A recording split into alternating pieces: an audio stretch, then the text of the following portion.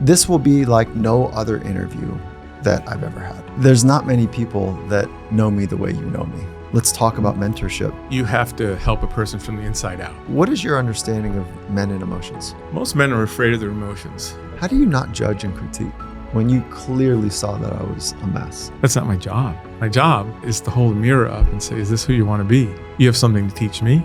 I have something to teach you. And we both have to pay attention here. Oh, you're feeling it, aren't you? Yeah, oh, yeah.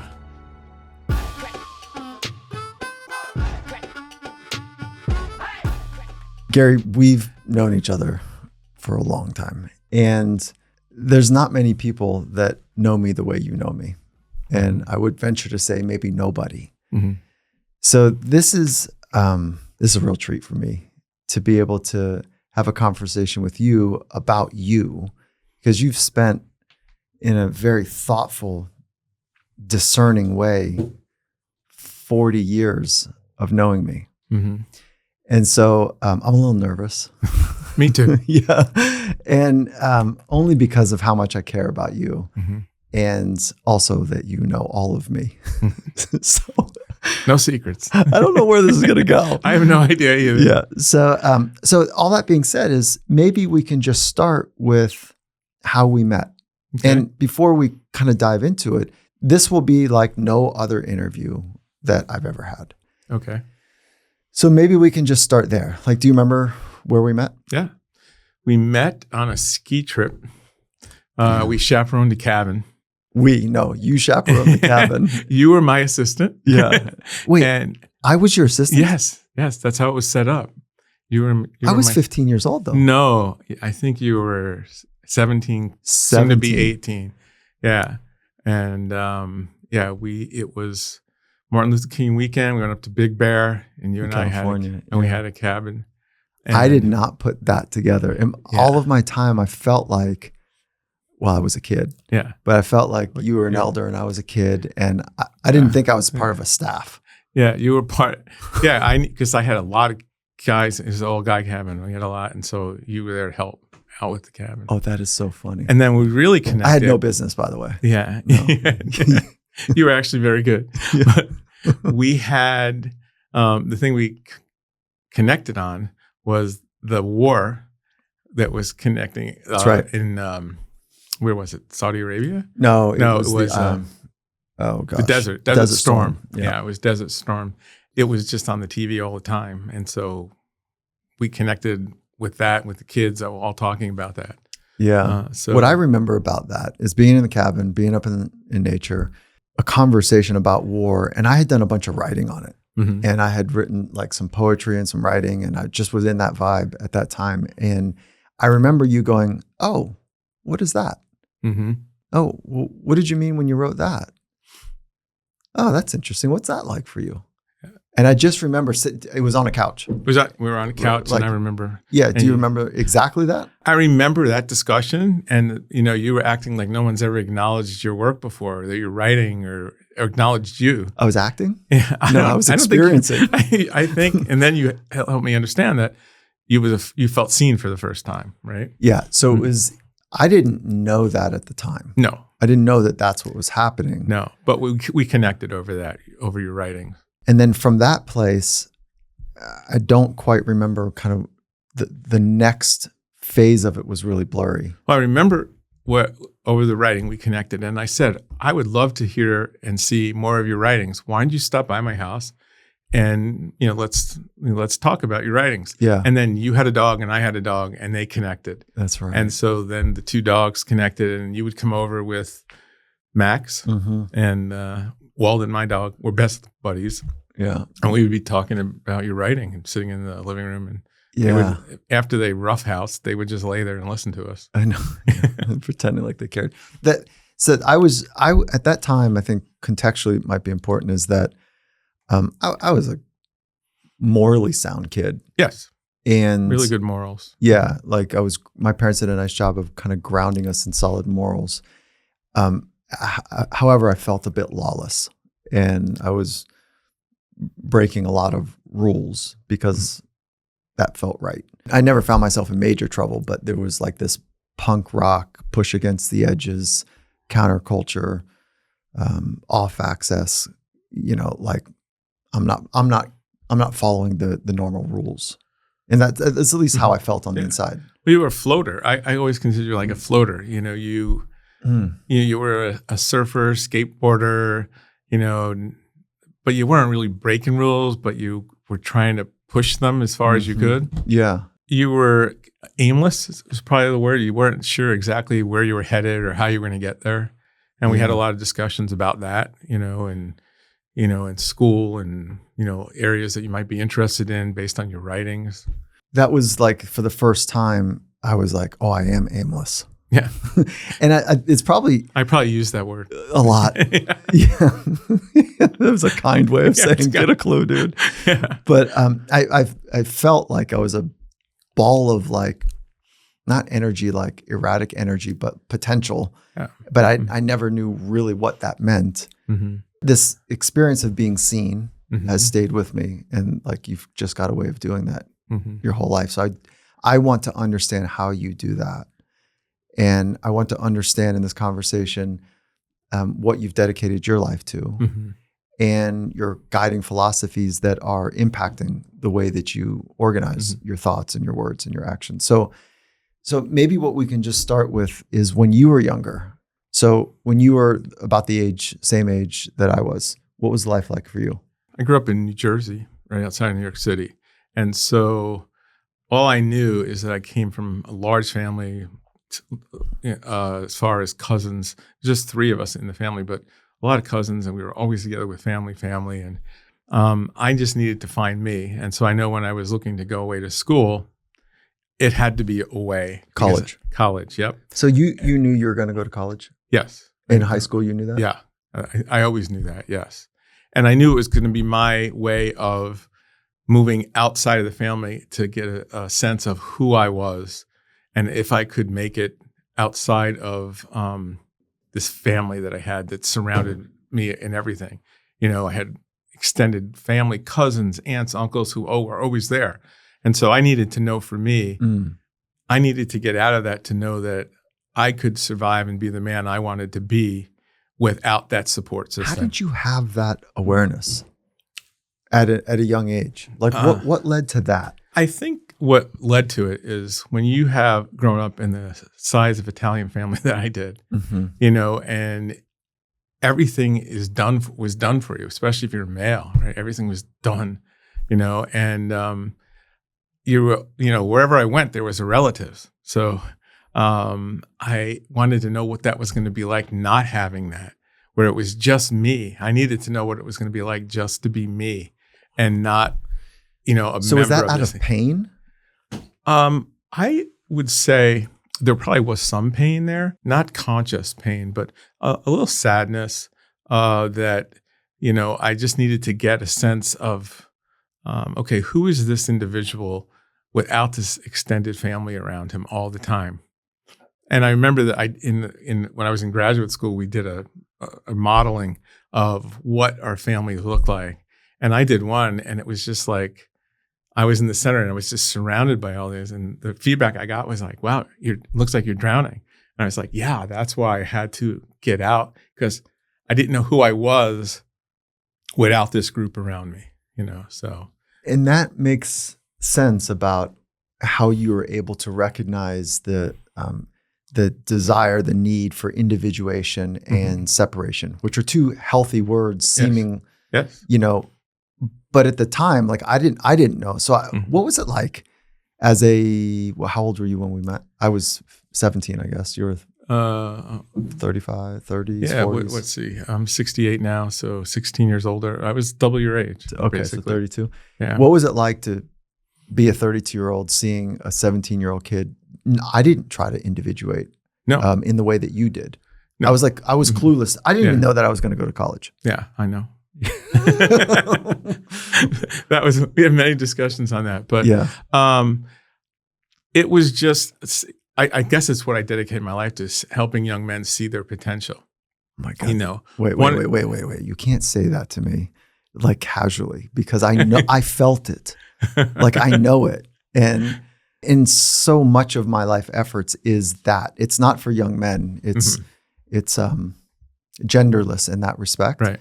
Why did you want to focus on young men? I think because growing up, I saw so many young men floundering. Mm-hmm. You know, it was the sex revolution, and men just didn't know how to be men. There was no guidance. In ancient cultures, you know, men were taken away from the families and they were guided by elders. And I always felt that was important to give young men, is like they needed to be guided by another man who had been through things in a similar way. So Yeah. Early on, after the first probably 5 or 8 years of my career, I was like, I nearly need to focus in on this because these guys are lost. And so I saw myself as someone who could hold a mirror up, you know, and say, is this who you want to be? Mm-hmm. You know, and in fact, always, if you ever came into one of my offices, I always had a mirror Mm-hmm. because I did a lot of mirror work, you know, Yeah. with young men looking in the mirror and doing a lot of different exercises. And so it's like, you have to look in the mirror, and that's who you need to feel comfortable with. You never held a mirror up for me. Not for you, But no. you would, the way that you would look and then ask questions, there was always like, there was a kindness and an intensity and a purpose about our conversations. Yes. So when you say you wanted to help young men understand, did you say, what is the word you say? Did you say understand or realize their potential? Yeah. Yeah. See, if they were going to, who they wanted to be as men in this world, right? And then how would you go about it? So it was this mirror experience, but let's drill right underneath of that. Okay. So based on all of your insight and wisdom and research on practice, how would you guide somebody to say, if you want to help somebody out, here's a couple things you can do in conversations. Mm-hmm. Here's a couple things you can do in the way that you hold space in the relationship. How would you guide us? Basically, what I have always done is just getting them to talk about who they are, you know, and to really, you know, hone in on their experiences, their dreams, because they all have them, but no one's really taken the time to ask them about their questions. Well, that's what happened in the cabin. Yeah, that's what happened in the cabin. It's like, I saw that you were into writing, and writing is one of the things that so many young men do, but they keep it hidden and protected. Yeah. And so it's corny. It was like corny. Weird. And then all of a sudden, let's pay attention to it. You know, was it any good? What do you think? Yeah, you can read it. No, you know, you want to read it out loud. Was it good? It was good. Yeah. You're just saying. Yeah. No, of course it was good. I wouldn't have wasted my time if it wasn't. Oh, now we know. Okay, good. No. Yeah. I really have always seen that the writings tell more of the story than what the person is going to give me. So your writings told me much more about you than you were verbalizing at the time. So they took us inward. You know, my mentor, Dr. Paul Lustig, he always taught that you have to help a person from the inside out, right? That you need to know your gut. Do you know the main emphasis of Finding Mastery? Yeah. Is to help people work from the inside out. Yeah. I've never heard you, I'm having a moment because I've never heard you use that phrase from your mentor. And here I am, X number of years, decades later, and the mission of our company is to help people work from the inside out. Well, when you said, when I first read the acknowledgement in the book, I said, for the first rule of mastery. Yeah. I said, my mentor would be so proud because I paid it forward. Remember? Yeah. Oh, you're feeling it, aren't you? Oh, yeah. Yeah. I don't know your mentor. Mm-hmm. So what's happening for you here? Just a moment of knowing how proud he would be. Oh my goodness. Because that was what he did. You know, that's what he taught us. And and I did that for my life's work. Oh, here goes a voice. Yeah. So what would he be proud of? Just that I'm teaching that to other men and teaching that to other people who are going to carry that forward, because it's so important. It's one of his belief is that if you don't react to people from your gut, he would always, you know, we do these great clinical presentations and he was going, what is your gut feeling? And he would just look at us. Tell me about your gut. As a patient, for a patient. Yes, but he would also tell us as clinicians, what is your gut feeling as you're talking to this person? What is your gut feeling as you're telling us the story? And that he hammered us on and we met with him every week and reviewed all our tapes and everything. So tell me more about your relationship with him. Like, I always knew your mentor to be Juanita. That was my second mentor. That was your second. And maybe we should also consider, not in this moment, but I'm saying it out loud, like, let's talk about mentorship, because like there's a lineage here. Yes. And I never got to meet your first mentor. I did get to meet Juanita, which is a pretty wild story that we'll get to. But tell me about him, and in context of why there was so much flood of emotion here, that the acknowledgments, when I acknowledged you in the book, that he would be proud. Because I flashed back onto the first time he and I worked together. Oh, okay. So that's just what happened. Yeah, he came into my office, and I got to work with him in my office. So you were the client? No, I was the owner. I owned the clinic, and we hired him to come in and help us with the project of evaluating staff for a new treatment center. Wait a minute, your mentor was somebody that you hired? I was, yeah. So you didn't know him before? Oh, no. He trained me. That's what I thought. Okay, so then finally when you built your clinic. When I built my clinic, then How many clinicians did you have? There, maybe 8 or 10. 8 or 10? Yeah, and then we were opening a residential treatment center. Right. And so Wisconsin?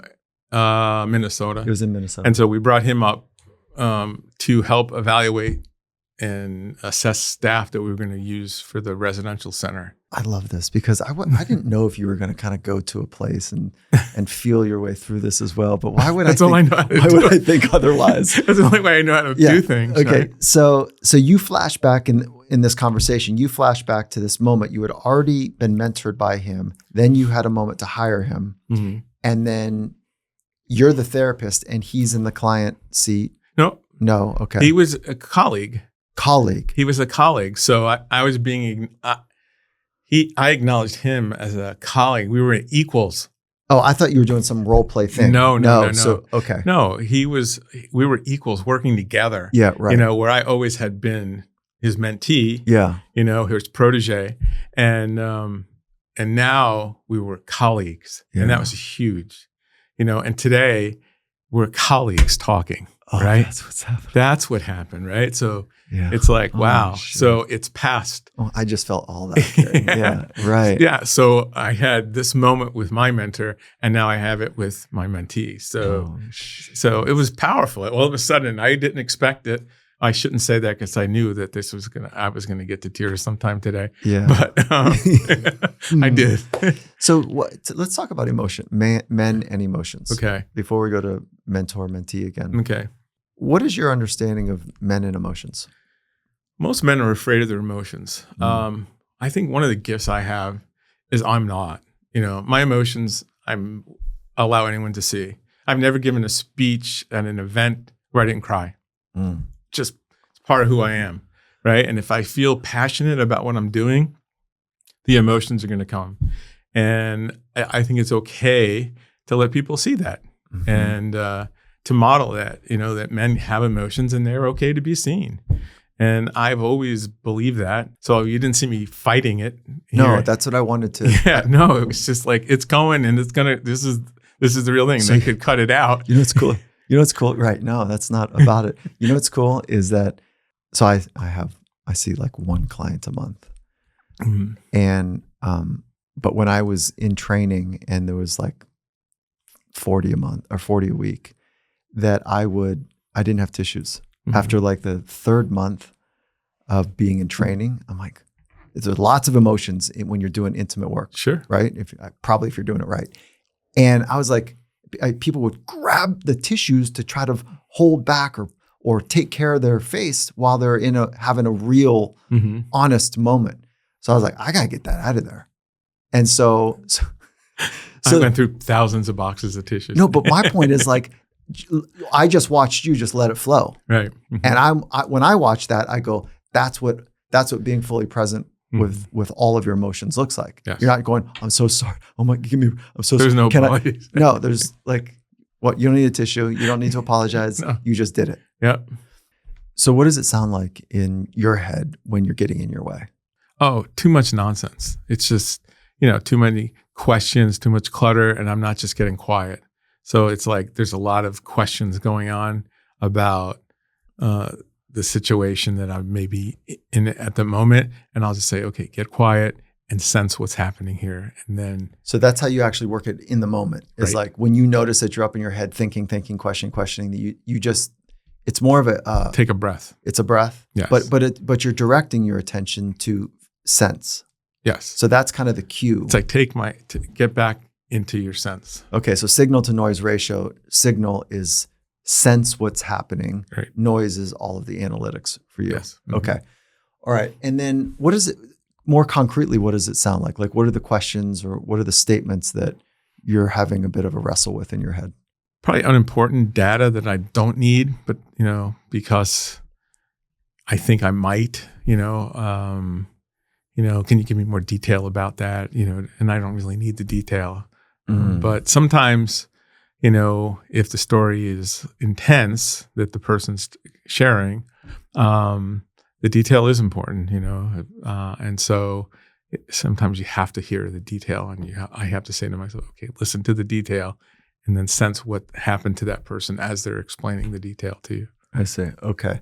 So, and then how does that practice, let's go to God for a minute. God is the foundation of your life. Right. How does your relationship with God impact how you nurture somebody and how you care for somebody? Because I think he keeps it all safe. He helps me create a safe place, Okay. safe environment, right? And then how do you do that for individuals? How do you create a safe space? I think I do it by just my presence with them, allowing them to be seen, honoring who they are and what they're bringing to the table, and letting them know that this is their time and they're going to guide it. I'm not going to push an agenda. And so when you're ready, Mike, you're ready. Yeah, How do you not judge and critique when you clearly saw that I was a mess? That's not my job. Well, My job when I'm working with somebody is to hold a mirror up and say, is this who you want to be? Yeah. And if you say yes, okay, cool. Then that's who you're going to be. And if you say, no, that's really not who I want to be, so let's figure out how you can get to be who it is that you want to be, right? Who's the man that you want to be? And then how do you help people develop that sense of who they want to be? Is it just a series of questions? Series of questions, writing assignments, I think journaling. So many young men reveal so much more in journaling. I think the advent of email helped a lot. I mean, I had more young men, especially college athletes, who could just pour their soul out in an email. And it was when we met, we had covered like 5 weeks of work in an email that we could use. So emails was a great tool, text messages, they're all phenomenal resources for most men. How would you just ask them for informed consent to work over non-secured methods? Yeah. You just, yeah. I'm going to use this. I use email. Are you comfortable with that? Yeah, right. And they're so comfortable with it. I was more uncomfortable about using it than they were, Okay.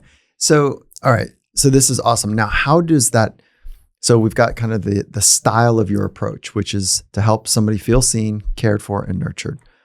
And then your tactic is to non-judgmentally hold a mirror, and you're working towards the person they say they want to be. Okay. And then when they say, I want to be an honest human, and they're clearly telling lies and they're breaking rules and they're da-da-da. How do you square the delta between the two? Shine a light on it. And you say, you said you want to be honest. Right. You've actually just. Yeah. Is this the truth? Let's take a look at this a little closer. 5 minutes ago, you said this. 10 minutes ago, you said this. They don't match up. And in your writing, you said this. So where is the truth in between all of that? Where's the truth? Yeah. So it's really like lighting the path for them so they can see it. You know what I'm hoping right now is that our community is listening going, yeah, I need a mentor. I can't do this all by myself. No. It's a big insight. Maybe you can. Maybe somebody can. I know I couldn't. Yeah. And this is why I have such gratitude for you, is because you did this, and this was not a professional relationship. There was no money exchanged. It was a benevolent interest. Mm-hmm. And so if you have a mentor in your life, it could be that benevolent relationship, and it also could be a therapist. It could be a psychologist. It could Life be, coach. It could be a life coach. It could be Mhm. lots of things. I get Mhm. nervous with life coaches Yeah, that aren't dude. classically trained. Yeah. We can talk about that. I just upset like a lot of people right now. I'm sure you did. Yeah, but I get nervous because your training is legit. I mean, you went to one of the great graduate programs of all time. And so especially during your time. So your training is sound. Mm-hmm. And then your mentor broke the mold by saying, forget all the tactics in training. Mm-hmm. Like, listen. They both said that, actually. Yeah. Juanita said the same Oh, thing. yes. Mhm. Okay. So, all right. And then mirrors, non-judgmental. I got it. 3 pillars. Now, how does your guiding philosophy one more time? My main one is Yeah. that we're all teachers and all students all of the time. Oh, I wasn't saying that one. Your other Okay. one. And the other one is when the time is right, all things are released from the hidden place and brought to the light of day. And so is part of your relationship with people is to help with the timing? To help them trust their timing. Oh, that's a cool answer. Yeah. To help them Trust trust. their timing. So it's not It's not God's. my timing. it's not yours. God's timing. It's It's their their timing. timing. Mhm. They have to learn to trust their timing, like you did. You had to learn to trust. And I would just say, Mike, you're not ready yet. And you hated that. Pissed me off. You absolutely hated it. I'm always ready, don't you know? Yeah. I'm trying over here. Oh my God. There was a moment just to kind of like have fun. There was a moment we were in a restaurant and we're in some heated thing and I'm feeling a lot. And then it was quiet for a moment. I don't even know if you remember this. And a cup dropped. Do you remember this? No. Oh my God. It was a cup that dropped from like, you know how you stack cups Yeah. up and Mhm. it was like a cheap plastic cup, and so it dropped and it made this radical sound and I felt the sound and then all of a sudden my entire body flushed and you said, oh, what's happening? I was like, damn it. Like it was not the sound. It was not that sound. It was something else. Yeah. Oh God. So the gift of being seen. And being seen and someone paying attention. Yeah. Which I didn't have. I did not have that experience. Maybe people get it. Mm-hmm. I just didn't have enough of that to know what it felt like. Mm-hmm. So Most of the men I work with have not had that experience. Yeah, so working for the first time with me is the first time they're feeling seen and acknowledged, and that they're seeing themselves many times. I work near an Ivy League institution. I won't mention which one, and a lot of those students were so focused on getting into that facility or institution that they lost touch with who they were, who the essence of who they were. And so that was one of the things that the work I did with a lot of those men was, who were all athletes, by the way, is to get reconnected to who they were, How do you help people work through, because I definitely had it, a performance-based identity. So the way that I was able to feel seen was to have accolades, to have, either those, maybe not all favorable, but to get in trouble or to, do some heavy stuff in the surf culture, or because it wasn't grades, so I do.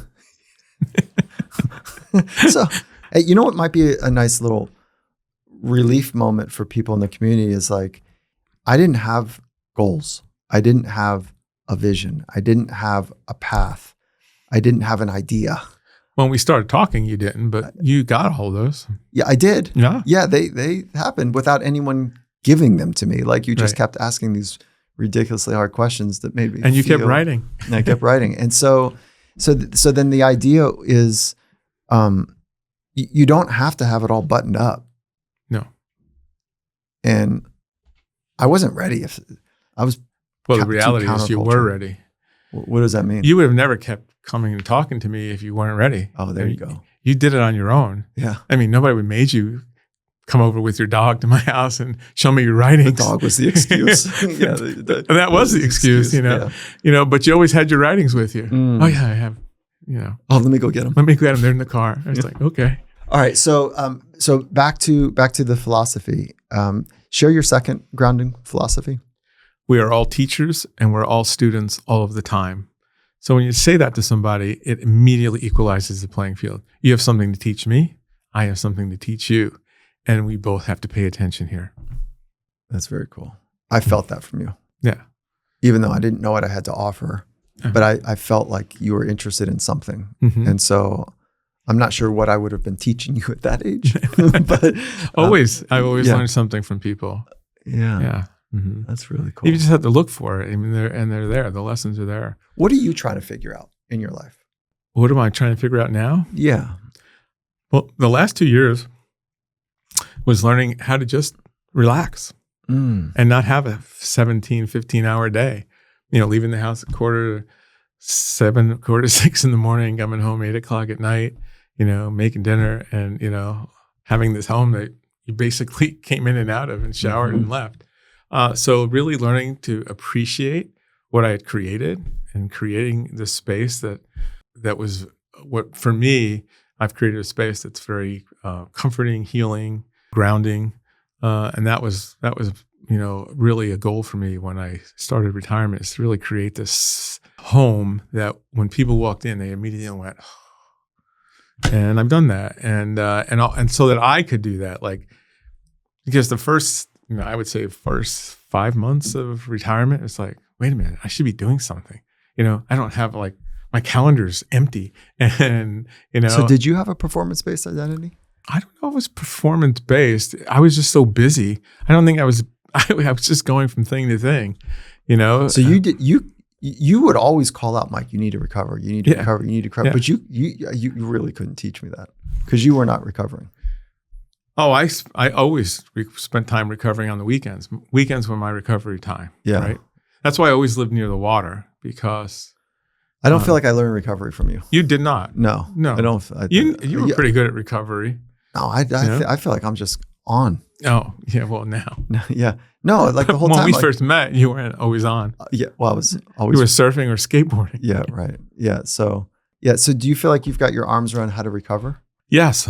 I really feel like I'm good at that. And that was part of this month being out here was, just feeling nurtured and, by my group of friends, because my closest group of friends all live here in Redondo. So it's just life-giving. For me coming here, it's life-giving, and creating the space at home and really, just becoming so connected to nature in my own home and yard and, by the sea. You were married at a relatively young age? 25. Yeah, relatively young. That's when I got married too. Yeah, 25 and then we were together 10, 11 years. Yeah.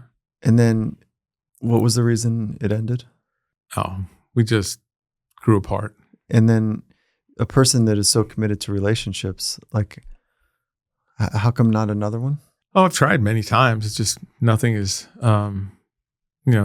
there's been nothing that has presented itself in life that has had me wanting to put the kind of energy in a relationship requires. Oh, interesting. Yeah. So, you have to be committed to someone that you really want to invest in work, because relationships are work. And I haven't found that person yet. And that's okay. If I do, I do. If I don't, I don't. Oh, you're still open to that? Yes, if it happens, it happens. Yeah, I wouldn't rule it out. You might get a lot of calls after this call. I don't think so. Yeah. But yeah. I didn't know that part of it. I knew that you separated, and I didn't quite know why you didn't get in another relationship. Oh, yeah. Not for lack of trying for a while. And then you just go, this is just too much work. Lisa and I my wife and I went through a really rough patch about 7 years in, and we did some deep work. And the therapist asked us, which you were there, front row for all of this. And the therapist said, okay, Mike, you got work to do now. I was like, yeah, I know. She turns to Lisa and says, you got work to do too. And she goes, yeah, I know. She says, okay, here's the question. Do you want to do the work with someone else or with each other? Mm-hmm. I was like, oh my God, that's the question. That is the question, right? Mm-hmm. And I waited for her to answer, only because I knew my answer, but I didn't want to influence her. I wanted her to not be influenced. And it was one of the most vulnerable moments of our relationship because it felt like an eternity. Mm-hmm. Because if she was going to say, I want to do the work with someone else, or I want to do the work by myself. Mm-hmm. I mean, so happy she said with you, Mike. Yeah, she did. It worked. But yeah. Oh, the three of us have had some pretty amazing conversations. I mean, most of those were on the phone, but during that period. Yeah. Mm-hmm. Thank you for that. Like it just the context that you had. This is kind of the gift of just you knowing me for so long. Mm-hmm. But for folks that don't have that gift of a mentor, I think there's lots of people I know that have never had a mentor, and they feel like it's too late because they're 50, they're 65 or they're 40, and it's like too late to have a mentor. I'm now the elder. Yeah. What do you say to that? It's never too late to have a mentor. There are people out there, who are willing and able to do that for you, but you have to pay attention and look. That's how I met my second mentor was Juanita. And I wasn't out there mentor hunting. She just presented herself through a mutual friend, Jim Gunther, and we met and we hit it off right away. So I think mentors are available and are out there for people if you're open to the idea of the work and being vulnerable with somebody and inviting someone into your life and into your space. I think there's a lot of people who are out there willing to be mentors, both men and women. What is the criteria, if you will? Because you're not letting just somebody walk in your life. And like Juanita was radically wise. Amazingly wise. And trained. And classically trained. Yes. Mm-hmm. Yeah. I mean, she had a PhD. And so for me, she was a perfect mentor because she was really trained in the spirituality world and connection with God. So that's what I was looking for at the time. And so she was perfect, right? But you have to look at what it is that you need at this point in your life. Is it career mentoring? Is it life, living mentoring? And then seeing who and what is available. It could be a next door neighbor. It could be a relative. It could be an old teacher, Our lives are so different. Like we've had similar, in some respects, very similar, meaning where the craft is the same, but the way you've lived your life and the way I've lived my life is so different. So what you're saying is like, but the commonality, the common thread is that I wasn't looking for you to be a mentor. No. Right. And were you looking to mentor someone? No. So how does this work? It just happens. Why do you want to be a mentor? Why do I like it? Yeah. I think I enjoy it because it's an opportunity to help someone grow. But that's also your profession. Yeah. So why not say, Mike, come in the office? Well, there are some people I would say, come and see me in the office. And there's other people that, and it's usually friends, kids that I've gotten into a mentoring relationship. Yeah. At your time, I had worked with your mom and I had worked with this other young man's dad. And so I was seeing both of you were coming to the house all the time. Yeah. Which I didn't know the other person. No, you never did. You never met them. And so that's just, they just happened because I would never charge a friend, and it was more natural just to, So if someone's listening, they're like, man, I would love to have that type of felt, seen experience, cared for and nurtured and held a mirror of truth up. How would they go about? I have no idea how to navigate this. That's why I'm stamped. Yeah, I mean, they can look for a mentor, or they could look for a life coach because I do that, but that is something I charge for, right? And and then there's mentoring. I mean, there has been some life coaching opportunities that I do charge people for. Yeah, and there's some that have just happened kind of organically, like yours did, and like the other gentleman's did. Well, I would say like if somebody, I know you're not spending, I know it's hard to get your time. Yeah. But if there's folks in our community, like, are you taking folks on right now? Yes, I do. I will take some people on a limited basis, right? And I do a screening kind of interview. Yeah. and then get a sense if there is a connection there. I'm very selective about who I choose to work with at this point in my life. Of course. So it has to be somebody who's like willing to do the work and not all caught up in asking questions about technique and all that stuff. Because, it's like, let's just do the work and then we'll see where it's going to go. The work is where it's at. The work is where it's at. Let's sit down and see where we go. Okay. I think you do the same thing. Yeah, same exact thing. Mm-hmm. Okay, what do you hope the next generation gets right? That's a tough question. Yeah. I'm very worried about the next generation of clinicians and therapists because they're so connected to their techniques that they've lost sight of the person. And that really concerns me. That scares me, actually. But as a society, I don't know. I think our society is really going through some challenging times right now. And I would hope that we could find a peaceful place, but I'm not sure. What does it mean to be a good son? What does it mean to be a good son? Wow, that's a tough question. That probably means different things at different times in your life. So being present to my parents was important. That's why I moved back to New Jersey, because as they were getting older. That's why I asked, because you actually walked the walk there. Yeah, I did. Yeah. And as my mom was dying, the last year of her life was very important for me to be present to her as much as possible. So being present to her became primary in my life, and my work and all of that became secondary. And I was going to walk with her through that final year of her life. And I'm very glad I did that. With my dad, he's 92 now, and he still kicking and character and keeps us laughing and keeps everybody challenged. And so just being present, I talk to him every day, a couple times a day usually. And when I'm out there, I see him every couple weeks at least, or try to get him to come down to my place. He likes being at my house. So I just think being present for them, and supporting them in the ways that they need it, because they supported me so much when I was younger. I just wanted to be present. With my mom, I knew I could nurture her into the next place of, and not make her so that she wasn't scared of dying. And with my dad, just helping him stay focused on, really living and continuing to being the character that he is, It sounds like nurturing, caring, and being seen. It's basically, yeah. What's the difference between caring and nurturing? For me, nurturing is more encompassing. It's like I could care about you as a fellow human being. Nurturing, I'm looking at the total person, and I'm going to be a force in your life and be there in a way that you may need me to be at some point, and let you know that I can be there for you. If I care about somebody, I may not always be present to take on a nurturing role, which I see as larger and more encompassing. I get it.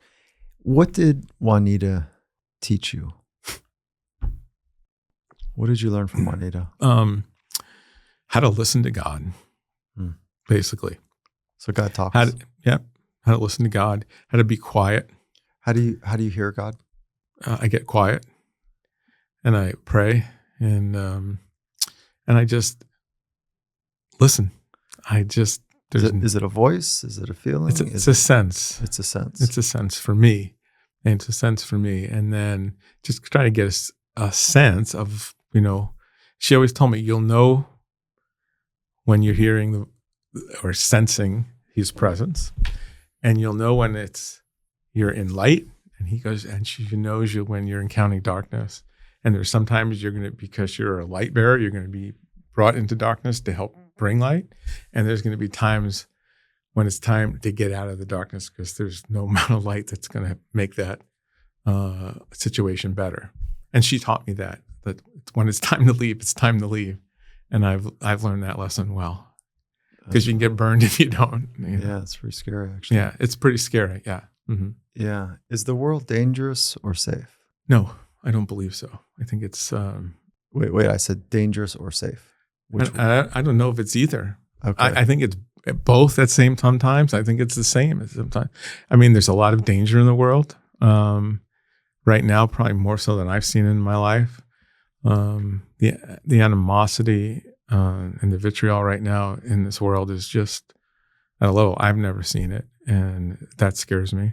And safe, if you surround yourself, when I'm in Redondo Beach, I feel very safe because I have a really solid community here, a very solid, and we're all based in the same spiritual sense. And so I feel very safe, and everybody is very in tune with each other, and so that feels very safe.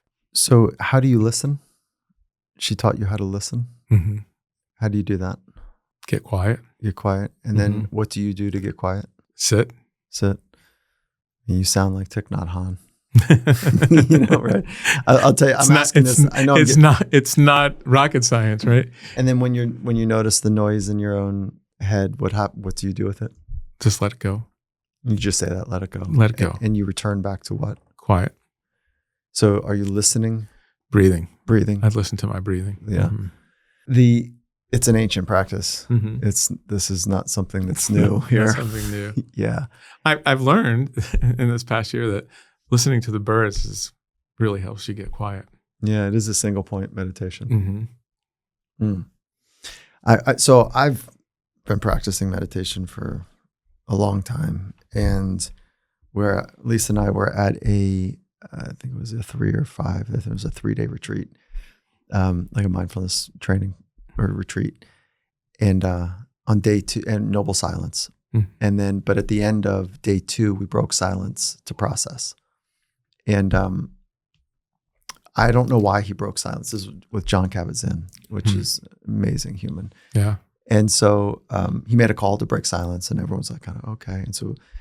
And so we're just kind of going around, how's it going? And, I say, like, I'm sitting, I don't want to stand up. And when I'm standing up and doing walking meditation, I just want to sit down. He's like, just looking at me like, you're working. Okay. We get over to my wife, and she goes, I heard God. Mm-hmm.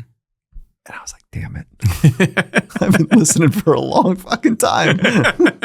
Like, where is God? And so honestly, I don't know what this sounds like or what it feels. I think I have a sense of what it feels like, but I don't have a reference point. Like, does someone say, yeah, oh, you're in it. That's it. So I don't know exactly. You'll know when you're there. And so you're not ready yet. Damn it. So John Kabat-Zinn said, so, and what happened? And she said, all I heard was, it's all okay. Mm-hmm. And so we've got some artwork that represents it in our houses now, as well as a reminder for that like moment. Is it rare? Because I don't know for me, but do you have it every day? I think it's rare. I don't think it's rare. Oh God. Because in preparing to come here, and I was at the water, I was writing notes and reading, and then all of a sudden, I just said, okay, just be quiet. And but I know that feeling. I know a sense of peace. I had a sense of peace, but then I heard, it's okay. You know this stuff. It's like, just let it be. You brought a notepad in. No, only one other person's brought a notepad in. This is like episode 400 something. A notebook. Good old fashioned. What did you bring this in for? It's like little, just put some notes down in it. I was taking some notes at the beach today, and my niece was giving me such a hard time. She goes, everyone goes in with laptops, and you're going to go in with a No one comes in with anything. With a marble top. Oh, God. A marble pad that you had in Catholic school. And I was like, yeah, well, I can't remember everything anymore. So I wrote some notes down in case I needed to reflect. And how does your memory work now? It works so much better now that I am not working 14, 15 hours a day. Mm-hmm. And I write a lot of things down. And I've been writing on my phone and on my laptop. Not my laptop, my desktop. I have a desktop too, which she said nobody has desktop anymore. Yeah. She said, Uncle, when you go home, you have to go buy a laptop. I said, well, I have one, but it's just outdated. No, it's time. All right. So kind of rounding third base here, like, what would you say your purpose is? I'm here to serve. Yeah. I mean, that's just basically, I know that's what I've been called to, and I'm comfortable doing. whether I'm getting paid for it or it's, happened organically and it's free, so. If you could sit with a true master, Mm-hmm. dead or alive, who would you want to sit with? Where would you want to sit with them? And if you only had one question, what would you want to ask? Christ, and what do you see as my purpose here?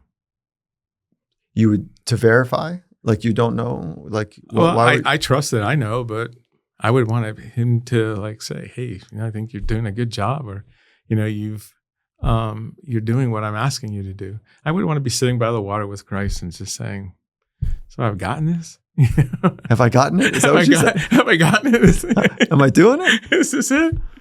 Yeah.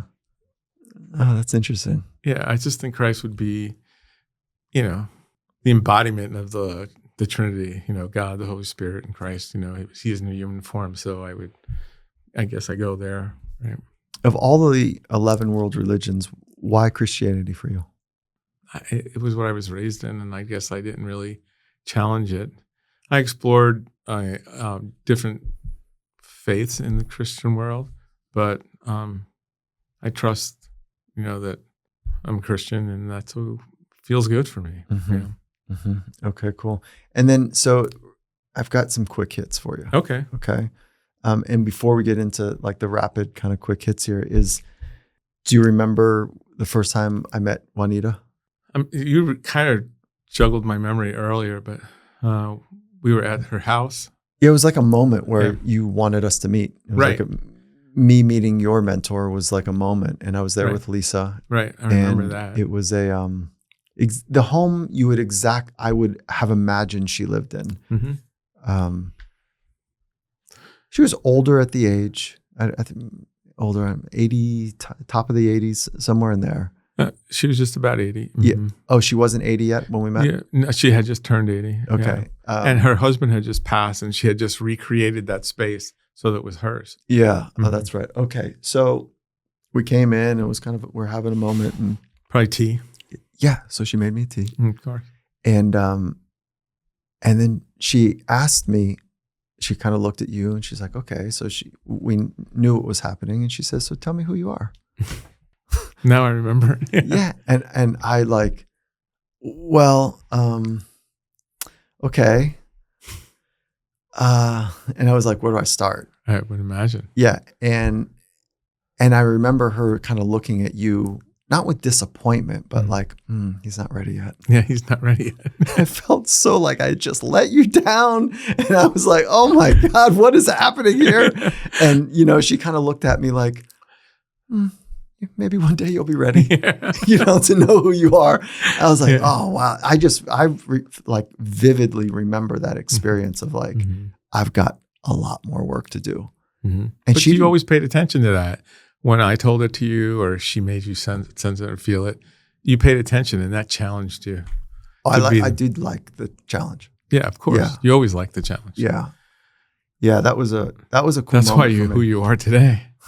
Is because challenge. You like the challenge. I never wanted to work with professional athletes. I don't know if you knew that.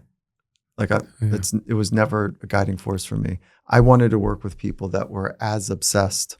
And I know the word is not necessarily a healthy word, but that was my early thinking. As obsessed about the thing that I am, whatever thing they are.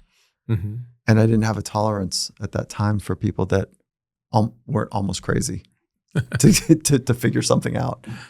I hope I'm different now, but that's the challenge part of me. Okay, quick hits here. I don't know what that means, but okay. I'll say a thought stem and then you answer it in 1 or 2 words. Okay. It all comes down to God. Living the good life is marked by peace. Success is calm. The key to success is God. I am here. My vision is to continue to be a healer. Relationships are challenging. Money is necessary. The thing that you are missing deeply is my mom. Ooh. I didn't know that was coming. I didn't either. I didn't know that was coming. You're still grieving. Hmm. Yeah. What would you title this episode? Chatter. Chatter with Mike and Gary. Chatter. What did we what did we not cover? I can't imagine anyone wanted to listen to this. Yeah. I loved every part of it. Did you really? Yeah. Oh, cool. What did we cover, or what did we miss that you would want to, that you were maybe thinking we would talk about? Why this was important to you to have this discussion? One, to honor you, Thank you. to have the chance to know you in a different way. Mm-hmm. You know, we have obviously loads of conversations, but none publicly like this. So Never. it's just a different dimension that I thought would be meaningful. And you know, just the idea that like I'm a student, and so what a gift to be able to keep learning and to learn from you in a different way. So, thank you. Yeah, thank you. Yeah. What do you? I don't think you've gotten to see me be emotional before. Yeah, that's such a gift. Yeah. Play it forward. Play it forward. Yeah. Pay it forward. Absolutely. So, I had that moment with my son. Not like I cried plenty, but my son had never seen me cry. It was after I did that ultra, and I was a disaster. And I arrived on the beach, like fell into. He was like 8 or 10. It fell into my wife's arms. They came running out to kind of greet me, and I was just done with hallucinations and 3 hours longer than it was supposed to be, and all the worry they had, and and I just kind of fall into their arms and completely let go of anything I had left. And so Grayson was like, I could sense he was just like, okay, that's cool, okay, because he cries a bunch at 10-year-old kid, and he was waiting for me to get out of the shower, and so I'm changed and dried off. I turned the corner and he's waiting there, and he says, "Dad." He's still there. And I knew what he was going to ask, and he said, "Are you okay?" I said, "Why do you ask?" And he said, "I've never seen you cry like that." And I said, "Yeah, I'm really good." I said, "What was that like for you?" He says, "I felt normal, Dad." How beautiful. Yeah. What a beautiful interchange. Yeah. That's a gift. Yeah. That was a gift to cap off that experience. Oh, totally. That was beautiful. It was awesome. Yeah. I feel it right now. That's a beautiful story. Yeah. What do you hope that I get from you? Well, I think you got it, inside out. Inside out. To commit to working from the inside out. Yeah. Yeah. And that is the first rule of mastery. The first rule of mastery. As I'm reading this, I was like, damn, he put it in a book. Oh my God. That is so good. So it was good. Yeah. I could see as I'm reading it that there's moments of discussions that we've had. Yeah. Which is very cool. It's very fun. It's very cool, And then I would flesh in moments of those discussions with Dr. Lustig or Juanita. Dr. Miller is her professional name. Yeah. But, and it was just very cool to see because both of them believe that, so strongly. And Gary, this will fall far below what it means, but when I say thank you, I mean it. Cool. This was fun. Thank you.